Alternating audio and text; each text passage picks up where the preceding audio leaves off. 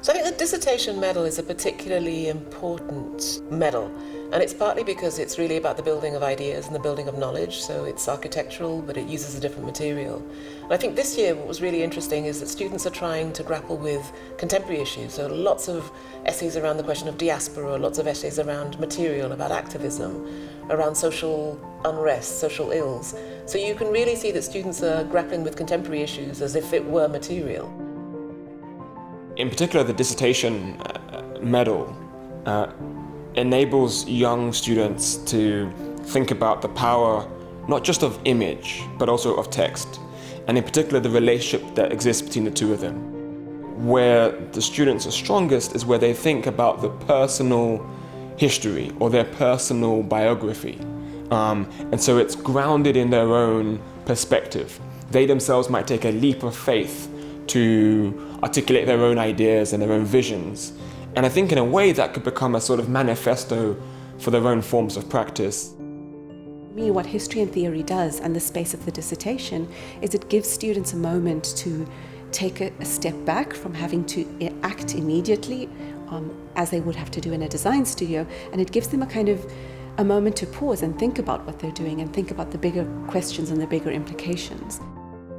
What the dissertations have done so well is to tell us and show us clearly kind of permanent effects of seemingly transient or short-term things, and showing us how materially some of these seemingly abstract ideas and things are embodied, and how they, as architecture students, are able to investigate using different creative combinations of methods to translate these into architectural language.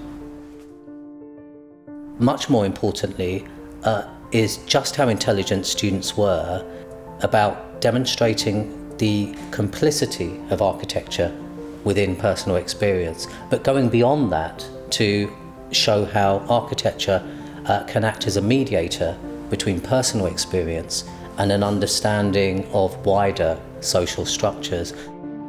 I found quite fascinating as well. There are certain themes that came through, that there were several dissertations looking into immigration, migration, which is of course a theme that we are interested in at the moment, and that is very, very problematically discussed at the same time. Psychogeography was discussed from several perspectives as well, which is very interesting because this is the way we explore and understand cities.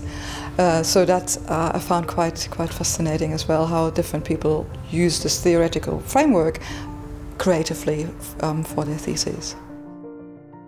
You get the sense that students are also trying to write themselves into the canon. They're really trying to take issues that are relevant to them. First and foremost, of course, it's a personal issue, whether it's to do with immigration, whether it's to do with race, with gender, all the kind of contemporary issues that we know about. But they're also really self-consciously trying to figure out ways to talk about them, ways to write, to photograph, to combine text and image. So that's the kind of inventiveness about how one makes the canon that probably 20, 30 years ago you wouldn't have seen. And there's a kind of confidence in the youth that's inspiring. It's optimistic, which is great.